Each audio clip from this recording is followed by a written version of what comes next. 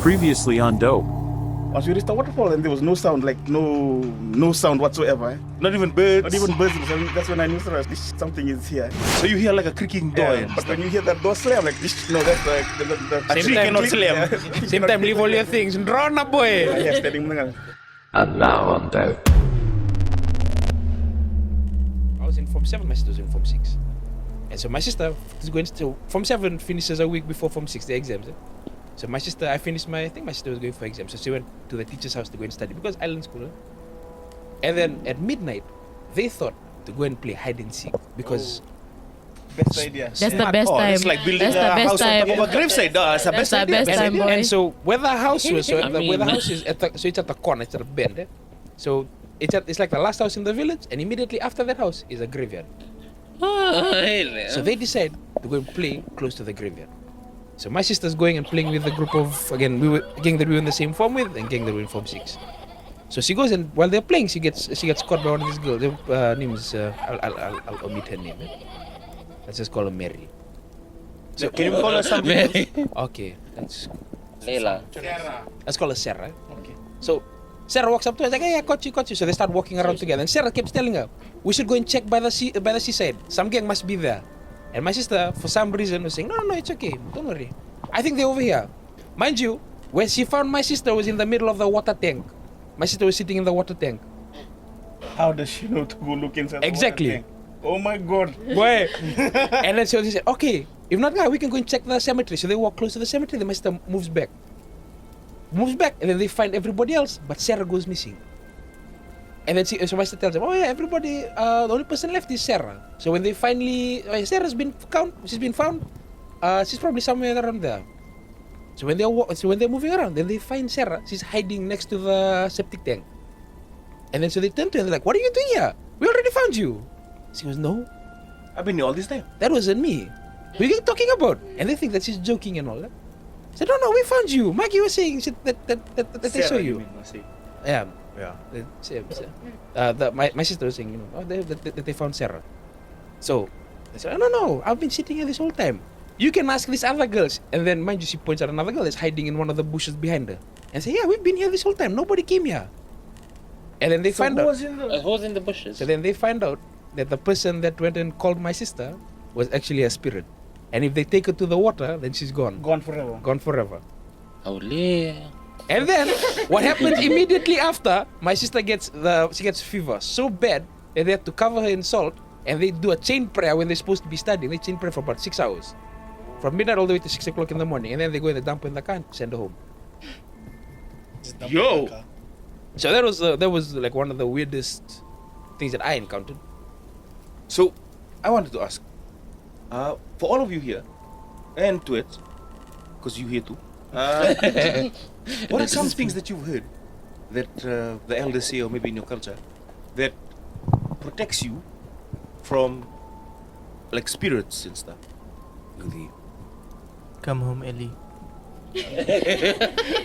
That protects you, Daniel, from teenage pregnancy. But I'm talking about like things that you've heard that people use, maybe that's cultural. I know like religion and all is good, but like culturally, things that are in your culture that people say you can use to protect you from spirits and like the evil eye. You ever go for one grog session and they give you the bowl and their fingers all the way inside? Boy! Oh no. Okay, No. Okay, I don't know about this. So what is it?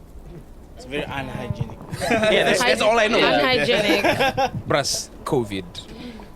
So what's the significance? You all said, oh, like it's something bad. It's like a sign that person has ill intentions towards you. Yeah. Really? I need to go talk to all my uncles. When they pass the ball, it's like that.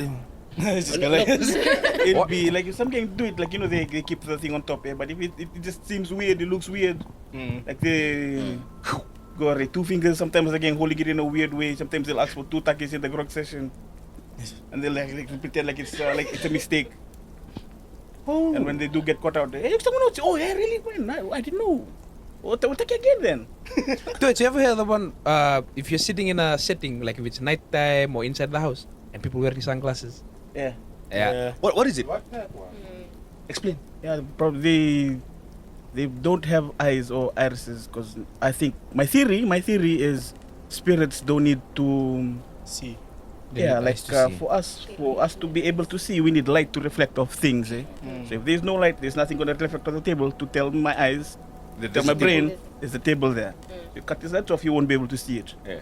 Spirits don't need that. Like they don't need a receptor to Yeah. Tell them. because there's no brain there. You know, it's just a wobbly, I don't know, smoke or something. Ectoplasm. So if they're wearing glasses, they're just trying to hide the fact that they don't have any eyes. Because I went for a wedding in the West just like I think last year. And so the whole time I'm sitting with myself and a couple of cousins. We chilling at the back.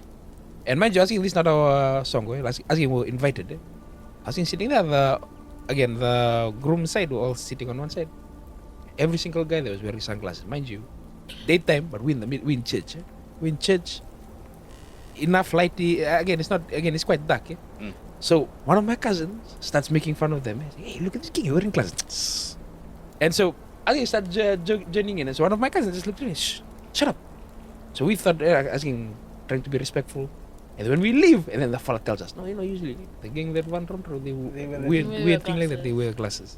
Do you think it's because When I say we never went to go and eat in that song, us gang ran. I mean, not.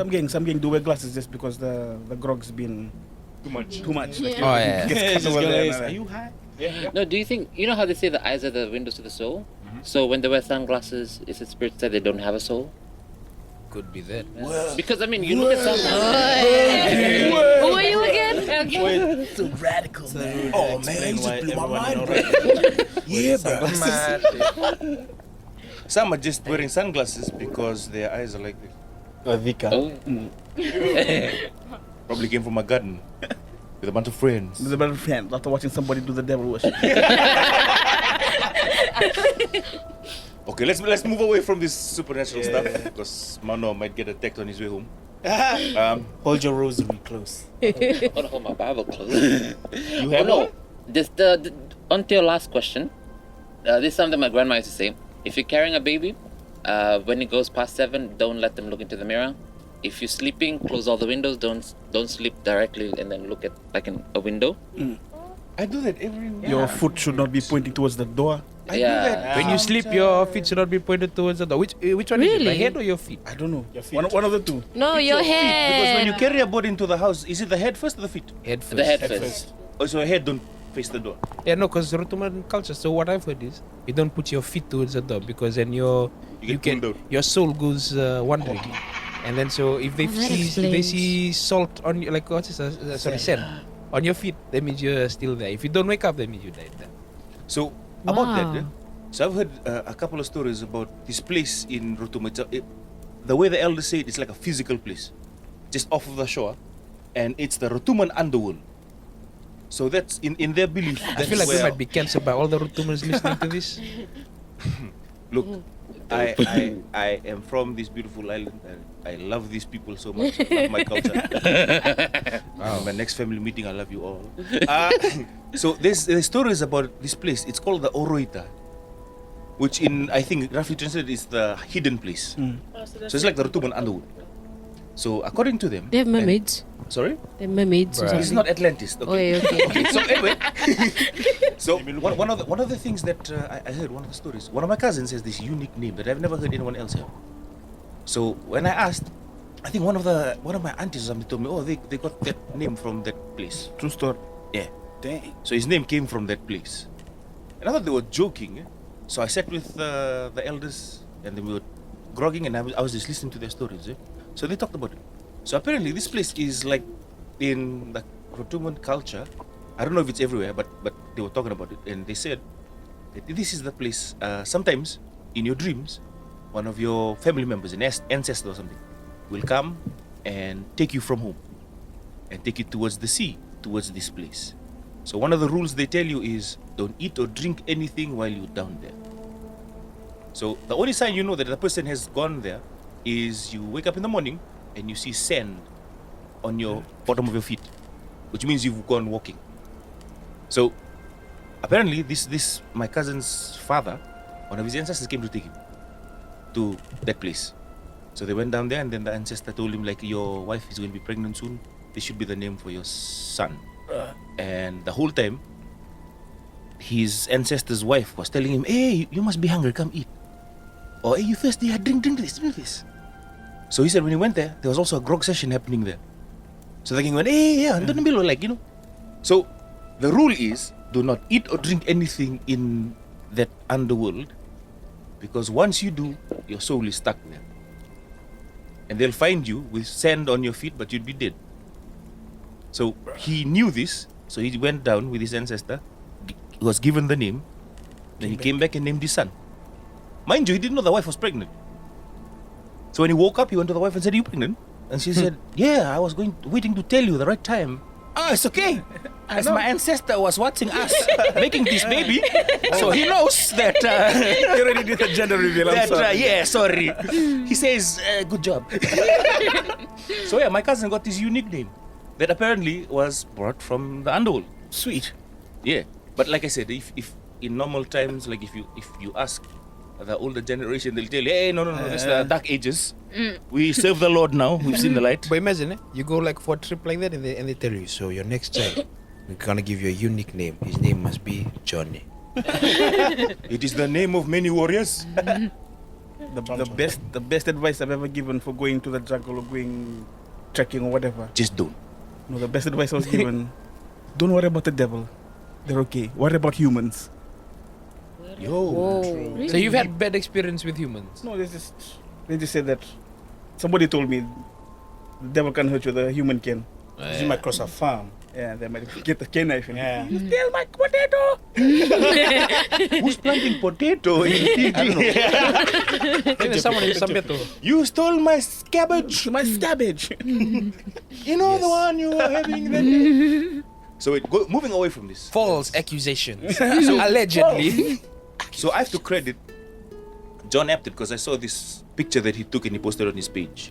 So John, shout out to you, the famous John Apted. So anyway, he posted this picture up about the front page of the Fiji Sun, and apparently the headline was on the front page that Grog, there's a link that they've apparently discovered between pornography and Grog. Wow. Yeah. Pornography. It's like saying, I have to read that study, man. If it does exist. Actually, it wasn't a study.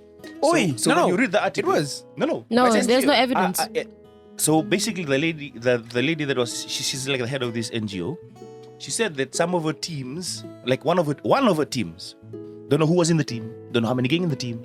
So there's one of her teams spoke to a bunch of kids in a village. They named the village, didn't say how many kids. So it's not like empirical data. Yeah. It's like second-hand information. Like, hey, yeah, we talked to a bunch of kids when we were out in the field, and they were telling us that when the parents go and drink grog, the us gang go together and we watch the porn. Right. So apparently, this means When the parents are drinking grog. that grog has a direct link to kids watching porn. Yeah. What are your thoughts on that? My God. Like they're pulling data from the sky or what?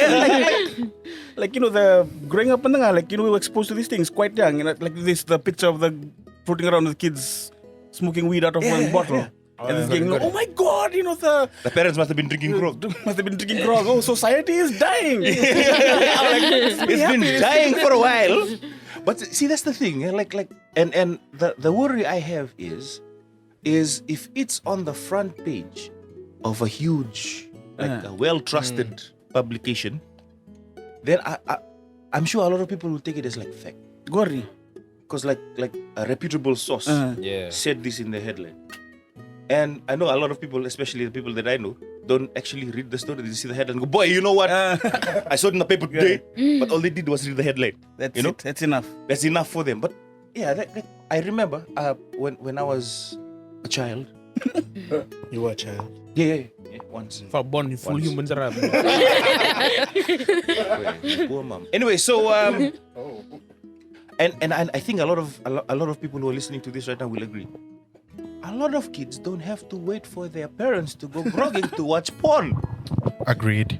Yo. You can Agreed. watch it anywhere. Even if they're at No, home. better phones than us. But Yeah. Honestly, I think one thing that we forget is the generation before us. Like I'll use like a little anecdote.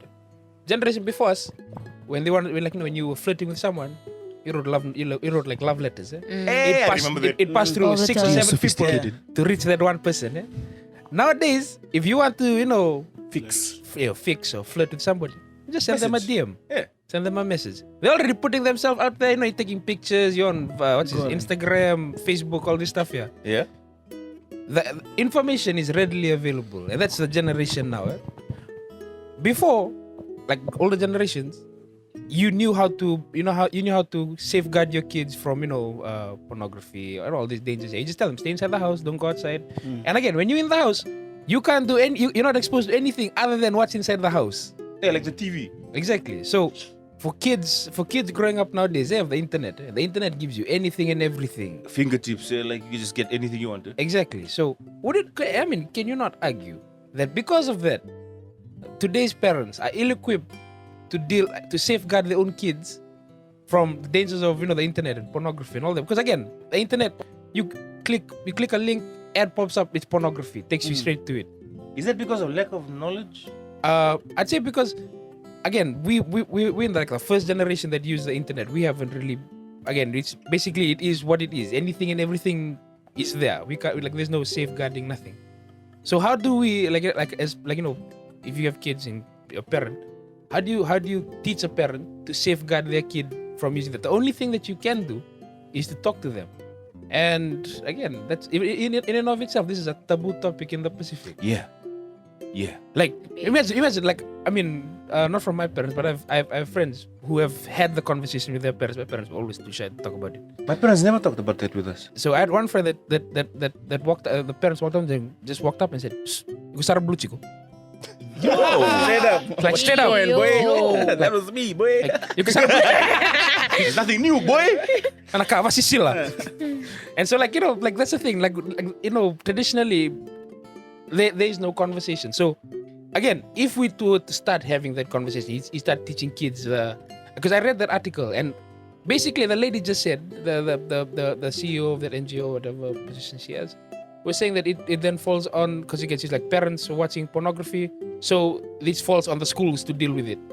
No, That's man. from home. No. Yeah, because that's what she said. Like the schools need to have awareness programs and all that. So That's at home. so again, at home, how would you approach a parent and tell a parent, hey, so this is the kind of conversation you need to start having with your kids? And then from what age do you start having that conversation with your kids? How do you structure that conversation so that it's not one awkward, one is not invasive, and then you able to maintain a healthy relationship as parent and child? Yeah. So The only sex talk my father had with me, because he's a career prison officer, was every time I left the house, go to my cousin's place, the last thing I'd hear as I walk out the door is, "You make any girl pregnant, I'll kill you." So that's my contraception. but yeah, I mean, think about it. So I think, well, it's like our society. Do you think it should be more open-minded, like to talk about sex, like I think it's in the works, but it'll take another probably 10 years that's or so. after us? Yeah? Makando. Yeah, it's after us. Definitely after us. Because right now, like we already think as saying, we're information age. Yeah. But I think we're past that. We're past the information stage. Information is already there, and all its glory and everything that it has, accessible to everybody. Bare nude and all. So I think we are just a discernment age where you have to teach which one's the way, which one's not the way. to do it.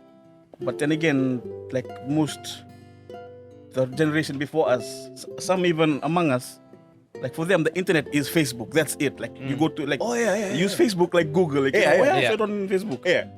So this Got it. That actor died. I saw it on Facebook.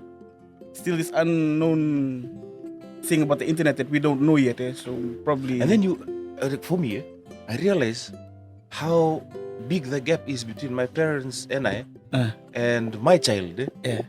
Because you're still talking about people in my parents' generation who answer the phone like they're talking on a walkie-talkie. So, the first time my mother got a mobile phone, because she's always wanted it, she's heard all about it. So the first time she got it, then my aunt thought to call her just to test it out. So this is my mother. As soon as the thing rings, I showed her how to answer it. At that time, it's a button phone. You press the green button. Presses the green button. And instead of putting it to her ear, puts in front of her face. "Hello, over."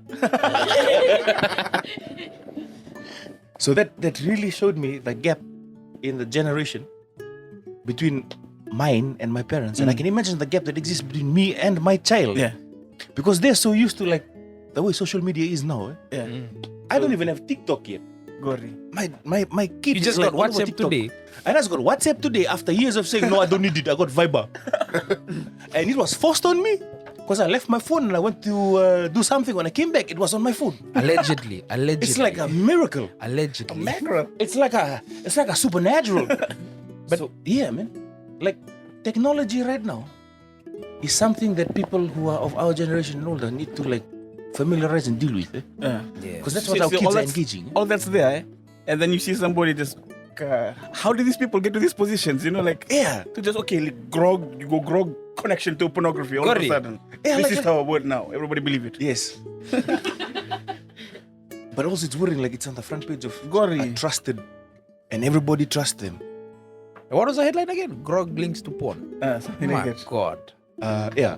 Grog linked to porn found or something.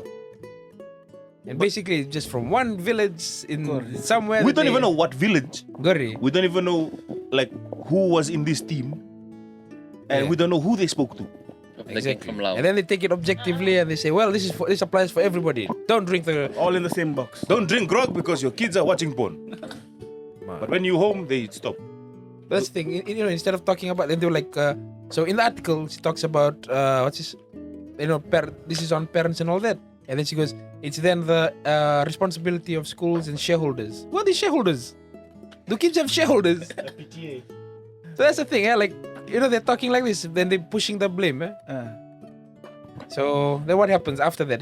Then kids are exposed to it, then what? There's no conversation because everybody's too afraid to say like, hey, You this notice is how in like a Fijian or Pacific Island household, when stuff like this comes up, we're quick to like bury it and move on. You know?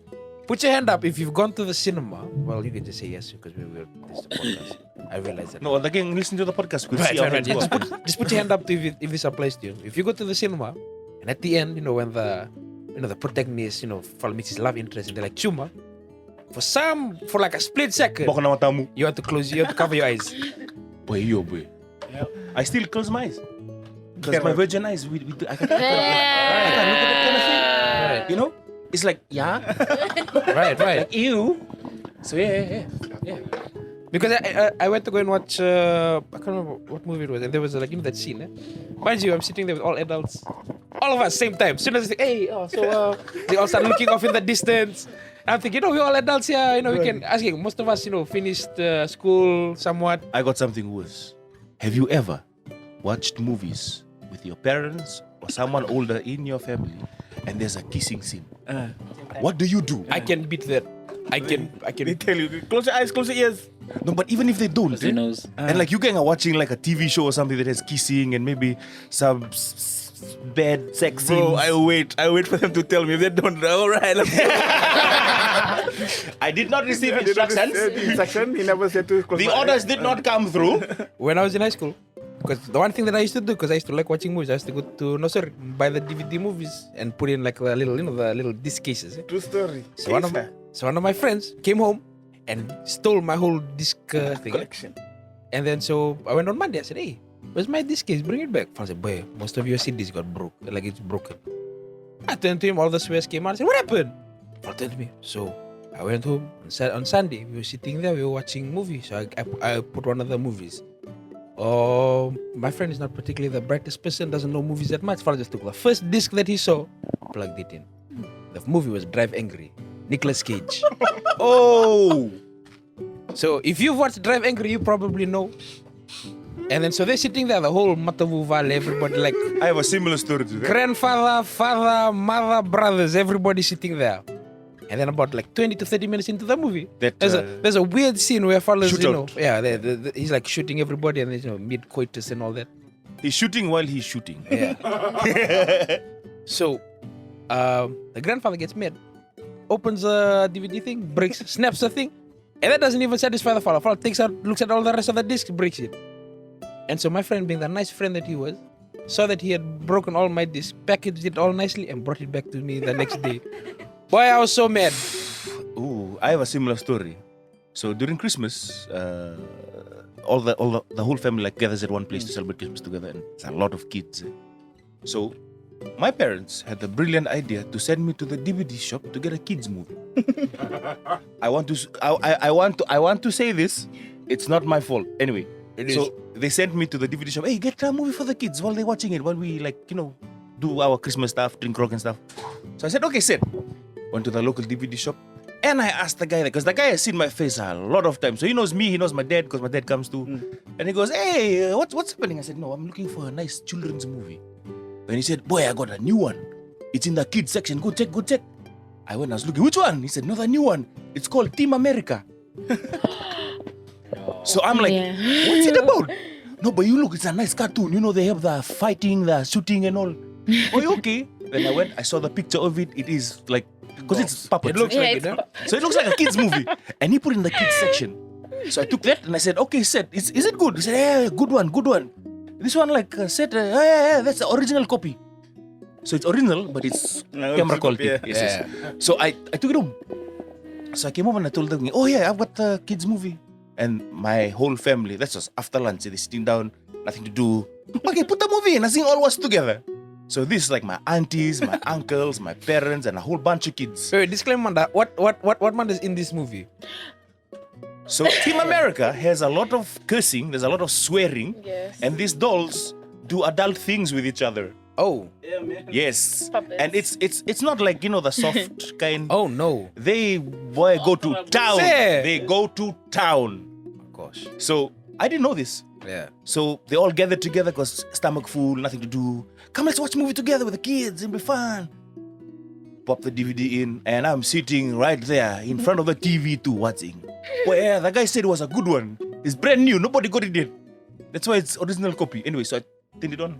Original cinema copy. So it starts. Team America. 10 swears. Of the first 10 swears. The gang look at me. All the older generation like give me the side eye. They already know. What's about to happen. And then that scene came. And this is like in the beginning of the movie. Where they go to town. Yeah.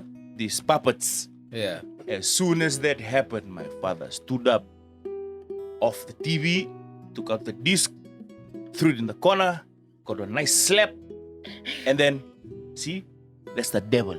Now we have a prayer. Sat down for the prayer, Lord, and in the prayer, let's take away Satan and his temptation. Please forgive Ellen for bringing this sort of movie into this godly house. And I'm sitting there swearing the DVD shop owner. When they told me, take it back now and get another kids movie, I had to go with a cousin of mine who was church-fed. He knows. Okay, set. Went together. And I reached the shop. The guy full going, hey, what the movie said? Oh, you bloody swear. What happened? This is not a kids movie. I saw the doll. You saw the doll. So we went and got Bambi. Yeah. So that was my experience with movies and the slap my father gave me, I tell you. I felt it until New Year's. And it was just Christmas. This one time I want to watch, have you seen Vacation? Is that the one with Oh Johnny Depp? no, that movie is sick. No, it was like, came in like 2015, 16. Yeah, the one with the car that like you can see. Yeah, the car that And does they go everything. swimming in sewer. So there was, Sewer I thing. have so no idea what kind of movie this is. I didn't even see the trailer. So I'm like, whenever I go to the cinemas by myself, and then I just look at, that looks nice, and go watch it. So Vacation was on, and I remember going, and there's like this Indian family in front of me with like 3 kids, and they're like class 3, class 4, and starting off the first scene, it's just like, Say, yeah, so it's just a Just- sex scene. yeah, they're all butt naked everywhere. There's actually a nude scene as well in The the. family leave? No, they were there. I was surprised. Wait, so as a Get their kid, money's was worth. anybody taken to a movie that they should not have been in? Well, not taken to a movie, but What? when I was growing up, I was still in primary school. Yeah. Like, I can remember like class 3, class 4. My parents let me watch Exorcist, Alien, and all those other horror movies from back in the day. Yeah. And I used to have nightmares, and they'd come up and give me a slap and tell me, hey, stop crying. But you did this. Yeah, even Sausage Party as well. Yeah, we're not gonna Wait, talk. I was surprised that Why? that's a kids movie, right? No. Okay, my bad. I'm thinking like the DVD shop owner. I cartoon, right? That sausage can talk. It's the worst cartoon Wait for ever it. to exist. But yeah, like you know that conversation because I know overseas countries they're trying to move towards censorship, and even then like you have your your ratings and stuff. Asking we first of all, man, we don't care about ratings. Whatever's fresh in the DVD shop, we buy it. We don't buy for this kid thing. We buy for everybody in the house. So if the majority of the household is all like everybody's adults, you'll buy like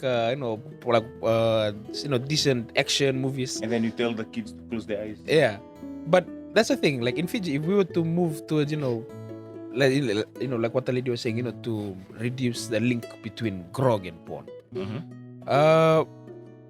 What do you think should be done other than pushing the blame onto like parents and shareholders? You are asking school and shareholders. If we believed in it, what should be done? Yeah, like for argument's sake, let's be the devil's advocate and say, okay, yeah, there's a link between porn and thing, but what should be done?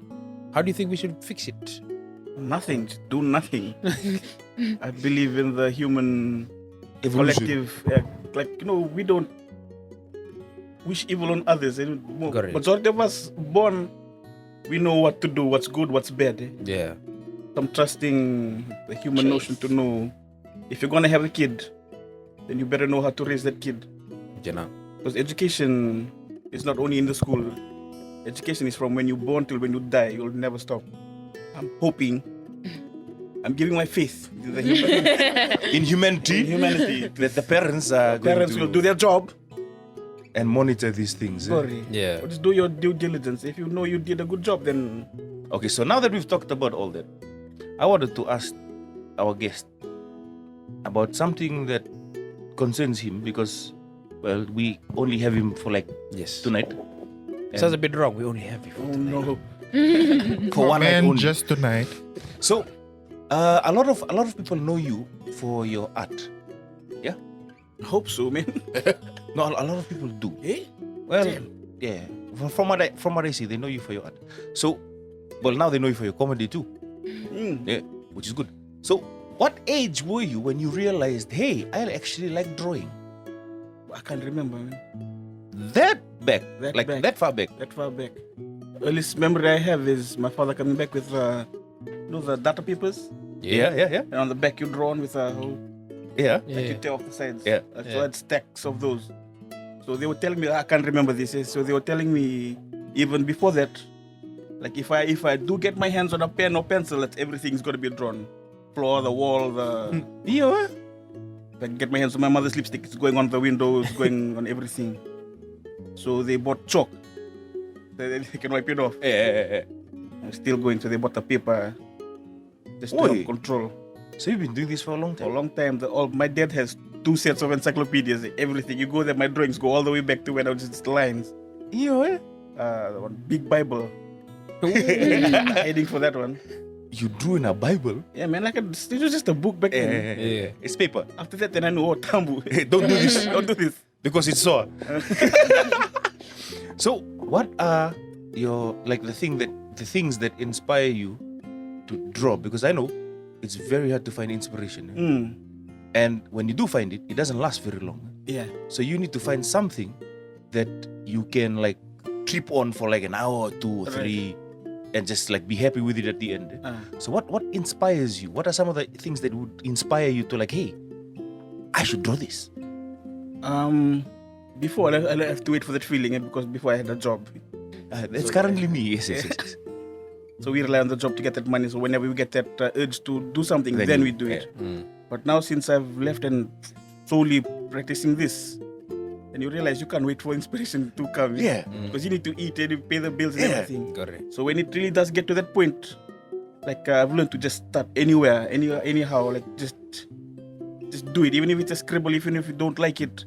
This goes for writing or anything that you love to do. Yeah. The inspiration won't always be there. Some days you'll feel like studying, some days you'll feel like, oh no, I don't want to do anything. But you have to do it. You have to put in the work. You have to put in the hours. So this is book, Chris Malam. Shout out DJ Chris tonight. Hey, Chris tonight. So he gave a book. Cool dude. You? It's to do with the standards you set for yourself. So even if you reach a point where your standards is the one that's blocking you, you have to Break it. break it. So you Push just past it. Yeah. find an empty page, just scribble. Don't do anything. Just scribble until Until something hits you. something hits you, or just. But usually we have something that we work on. You can't. Some gang are fast like Clarence. He can draw 70,000 drawings in one day. Say. No, like I'm saying, like some Yeah. gang are like that. Yeah. Some gang you have to wait for For that feeling. for the Mother Mary to touch you. Then Yeah, oh my then god, you I go, oh got my the god, feeling." yes, I know. That's that. the one. That's the one I've been waiting for. It's been 3 months. Go ahead, Sibyl, thank you. But when you do work on a piece, it's probably gonna take you a week, or for me, it takes months. But you have to- So you start and then you leave it. so you start, but the following day, when you don't feel it, you just work on something Else. with a background else, or work on the piece. Like maybe your ear was bothering you, and then you have to find the spot for you to lose yourself in that. And hopefully, it gets you back into your rhythm. Yeah. Do you ever leave a unfinished like piece of art for like a few weeks or a month Years, and bro. then come back? Years. Yeah. Say. What's the longest? 4 years. Oh. What was it? years, A 5? sketch, a painting? It was a sketch. Another one I just finished recently. It was about 4 years too. I don't know if you know Kim Rover is a dancer, but I was doing his portrait. But that portrait too was one difficult one, yeah, because he wore makeup, and because you're using pencils, so you have to do the different shades. Yeah, the shades and all the that. different colors. Yeah. So he was wearing. Usually, when you draw something, the rule is whatever's behind is going to be darker than what's in front. Eh? So Yeah. so it can Contrast. create the contrast. Push it. Well, this fellow wearing a black jacket. In a dark room. He's out in the open, so his background is actually lighter than the foreground. Yeah. So all these things you have to figure out. So this whole time, once you get to that point where you're messing with When you're with the erasing rules, too much. yeah, like, the rules come, and then you really have to break the Yeah. rules. Like, oh my god, your bum is breathing. Because to start again from scratch. Eh? Yeah. But sometimes you just gotta have to just burn it and then start again from scratch. So yeah, when there's no inspiration, you just have to power through it, walk through it. Just even if you just spend 5 to 10 minutes, at least you've done something. I've also realized that through art, there's also some life lessons and philosophy in it. Heaps, man. Because you got no one else to talk to but yourself. Hey, don't make it sound like it's a lonely existence being an artist, man. Sometimes it is. That's the reason it's called a starving artist. Eh? So you ever have like this? Because this is one of the things. One of my pet peeves, and my family knows it. If I get, because it's rare, if I get the inspiration to like do art, don't disturb me. Yeah. And also, the one thing I hate, and I've almost like physically hit someone, because the thing that I hate is if I am in that mood, in that zone, and I'm full working a piece of art, and then someone randomly comes up to me and goes, "What you doing?" Boy, my pressure just climbs. And then they stand behind you like, Yeah, and you can feel their breath What's and that? everything. Yeah. "What's that thing? What you doing there? What's it gonna be?" Boy, I tell you, that's one of my pet peeves. Don't do that. I put that on the same level as, you know how you wear earphones to drown out the world, and then somebody comes and just pulls it out of your ear to talk to you. That same level of irritation, you know what I mean? Yeah. Because it's already rare to get like the inspiration, Right. and then you have people coming like, and you know, most of these people can draw to save their life, so they're standing behind you like they're an art critic. What's that? What's this gonna be? what are you drawing? You know? And then the other thing that pieces like makes me angry is they'll go and they'll come back like 2-3 hours later and go, "You still drawing that? I thought you'd be finished by now." Hey, this is not drawing by colors, man. Come on. Does it happen to you? Yeah, like they come and then they tell you what to draw again. Eh?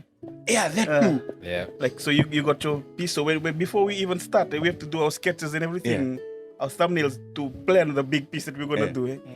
So that because we're starving, we can't waste our paint, we can't waste our pencil, we can't waste the paper. So we have to practice everything. So once everything's set, then you start on the main piece, and they come, "Oi, that's a dog thing. Would be better if it was a cat, you know, because of this. would balance the coconut tree on the side there, you know." Why is your dog black? It would be nice if it was brown, you know, the Put on contrast an aeroplane next to the sun. At that point, everyone's an art critic. Eh? At that point, everyone who knows you knows something about whatever it is that you're doing. Yeah. But see, that's another thing too, because I think it'll be worse for you, because you do that public art thing, because you do graffiti and all, eh? Like everybody's some of the together, projects. So people are walking past you. Go Do on. any of them stop and like, Heaps, man. but then that's irritating because you're trying to finish this. Good. And then I don't know. So did you just smile and Smile and try and explain. yeah? Uh, You ever like pretend like you didn't hear them? when they do get annoying, so when the questions keep coming, sometimes they're asking out of honest Interest. or they're curious. Yeah. But sometimes you can tell there's malice in the questions or Like tarukila. the one that I always notice too in the tone of voice is when they don't believe that you can do a good job. Oh, so you're gonna paint it like that? Good. So that red is gonna stay there. Yeah. That's the subtle things that they say. You're gonna leave this thing a bit out. It's gonna be like that. That's the blurry mark for me to know where I'm going to go. That's the map. So after this, I want to wipe it off. Look, go up, then wipe it off. Oh, it can come off. Oi. Chalk. Oi. And that lines up that side. You wanna get rid of that or you want to come and paint it? But usually the clients are the ones. It's them who you are have to make picky, happy. Yeah. But the public that Pass by. pass by, most are curious. Some they let you know what you're doing. You know what this means? This means the kids in the area will come and paint everywhere. You know. So, just so you're like the promoting, gateway you're to promoting graffiti vandalism, everywhere, even though it's already there. Yeah. Worry. But it's your fault. My fault. Yeah. But that's the thing. I noticed like graffiti art has gotten a bad rep. Yeah. So it's not graffiti. As we do street art because we ask for Street permission. So graffiti is the one you don't ask for You permission. don't ask for permission. Okay. And graffiti is usually it's supposed to link with tags or names. The really intense ones, the gang go political. Yeah. Which Because got they have people something in to trouble. say. Yeah. Go like one good example was the gang during I don't know the second Yeah, with the billboard. go to the billboard where Yeah. they They defaced it apparently. You started off with pencils and then moved your way to inks. Yeah. And then now spray paint. paint, spray paint. What is one thing that you love to like paint or draw? Something that you can get lost in. Is it like one certain thing or is it like a lot of things? A lot of things. Yeah? So it's not one. It's just the act of So how did you describe your style? And I mean the painting style. oi, wara, Making love. Ew. handstand style. Yeah, that one. Yeah, that one. Yeah, that one. Yeah, The best breakdancing, you know. yeah. Your sleeping style, like Got you know, stomach, back, Right. side to side. Yeah. So, Hey. how would you describe if someone would walk up to you and say, "What is your art style?" At the moment, or for a long time, I've been trying not to have a style. Yeah. Yeah. I thought all artists should have Yeah, a they should style. have, and so that's what they're saying. Is they to be like they'll see your art and they'll know for sure. Okay, this is that person. This is that person. So they can identify like, okay, Yeah, this is you. yeah. But some gang argue, well, you know, myself not an artist per se, but So know, just some Yeah, context. You wanna give some context to that statement? no, I'm not an artist. But you wanna give some? no, I context? don't. Okay, no, But the thing is, it's only the gang that look at your, you know, the gang that review it and do, those are the gang that pick up your style. However, if you again like your features, it's usually as an artist, the more you focus on producing for those features, the more artificial your art becomes. And I know for some artists, if it doesn't, you know, if it feels artificial, they don't feel, you know, inspired to go and do it. Yeah. So would you say, like, for you, because right now you don't really, like you said, like you don't have a style. Would you say, you know, the kind of ambiguity, like, you know, there's no style there. So would you say that's one of the motivating factors? Like you can do anything that you want. Nobody can hold you down. Nobody can say like, oh, Is it free? Tuets can only do this kind of thing. So would you say that that's a motivating factor? Or? Probably. I think the factor for me is I like to copy the gang who I like. So for coming straight out of high school from 6, I was exposed to a lot like the gang who started my magazine. Yeah. So my best friend, his older brother was the photographer, Tony Ngumi. Ah. So I was involved in that small thing, and so he brought home the magazine, and so we saw stuff before they went to the printers. Yeah. And then I saw Tuilendo's art. Yeah. So from there I took that, and then I started copying his Mimicking. style. Then I see somebody else. Oh, I like this guy's style too. Yeah. And I try and emulate that. So it's just seeing people that I like, and then trying to see if I can Fit in there somewhere. fit in there. Do your So own speaking thing of with what Tuilendo, Ah. that guy is awesome.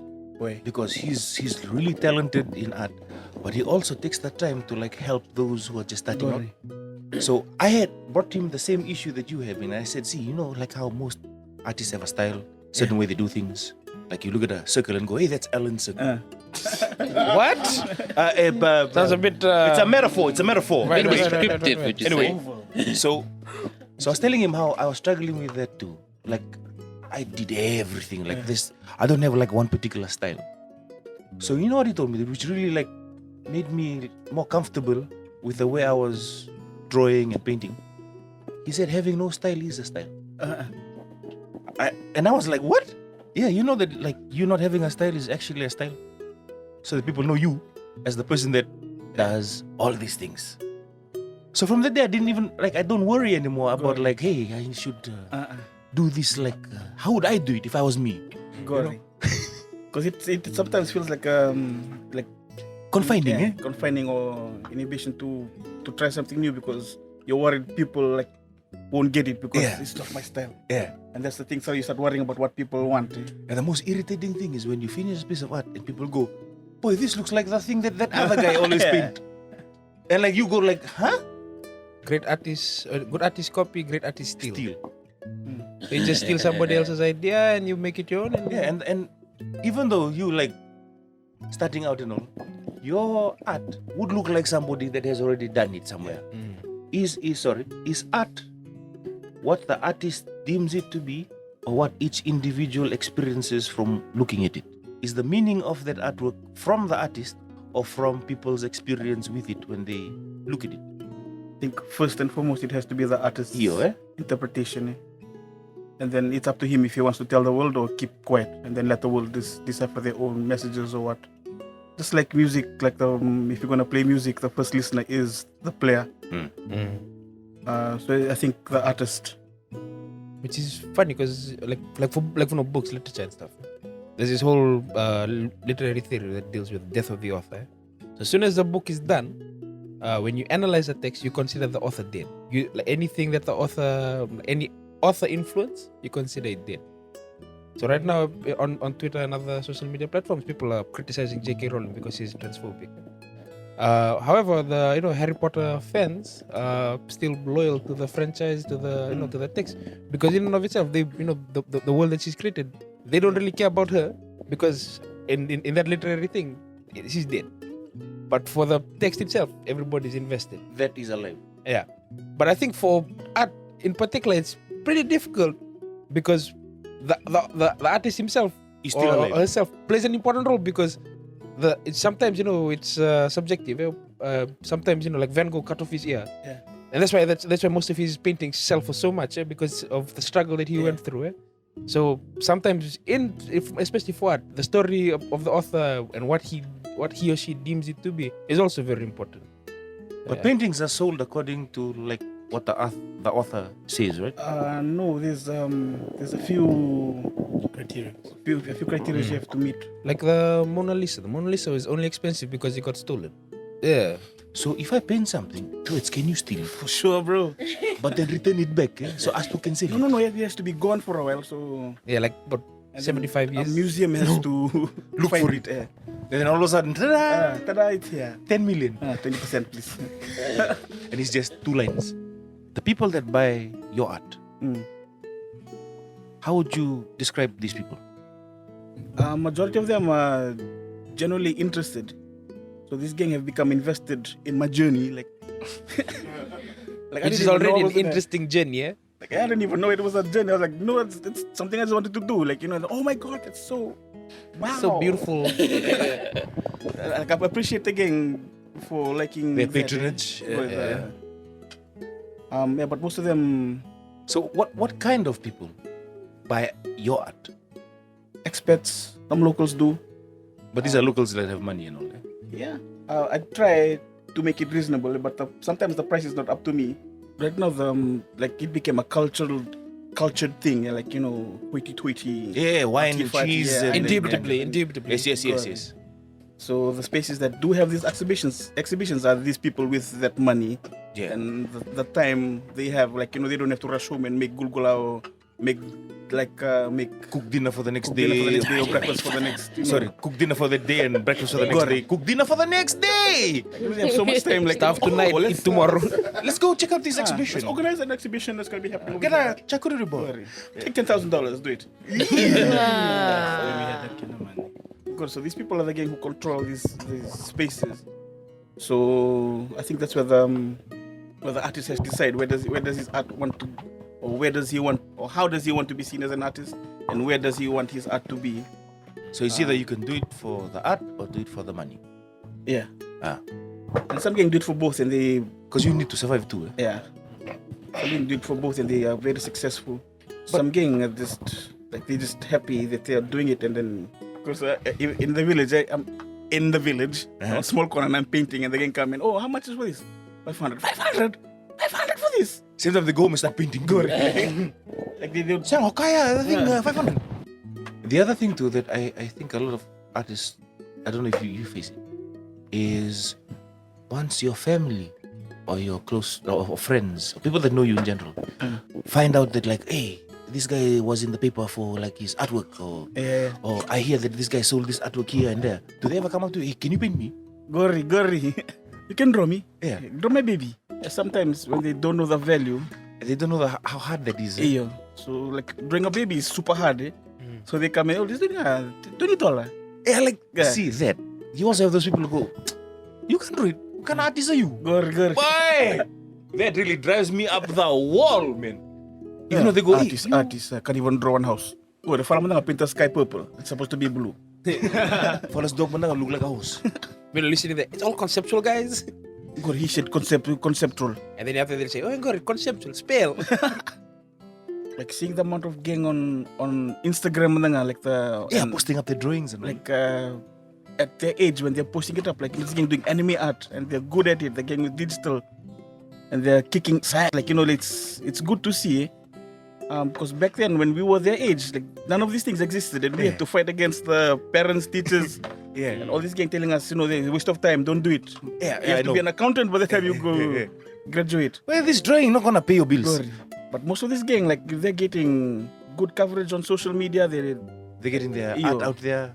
So it's growing. I see it's growing, and it's not just art. The dancers are like schools are opening, or musicians. Like there's an influx of live music and bands playing, which is good to see. So I think PG is slowly opening up in that area. Art and in general. Thank you very much for taking the time to be with us on this podcast, The Dope. And hopefully sometime in the future we'll get you to be a guest again so that we can talk about other things. Thank you for having me, man. But yeah, thanks very much, man. We appreciate it. Right, guys? Thank you so much. Thank you. you so much. So this is the Dope Podcast with us at Radio Pacific and our special guest for today, Tuets. Peace, man. And look out for Tuets on social media. What's the thing they should search for? At ART_UETA. At Tueta. I'm only active on Instagram, Facebook, and Twitter. Non-existent. So Instagram, go search and see what he's up to. TikTok no more, man. Say, Two TikTok grits. This one and the one outside. Trues up. That Old was a school. long time ago, like 2016 time, and we were still musically. But anyway, thank you very much. This is where the podcast comes to an end. Look forward to the next Dope Podcast with us, Alan, Ricardo, and Muffy, as we speak to our next guest very, very soon. But again, thank you very much, Tuets. Thanks, man. All right, Move. How's it, man? I'm Tuets. Make sure you check out the Dope Podcast on Radio Pacific. Cheers, man.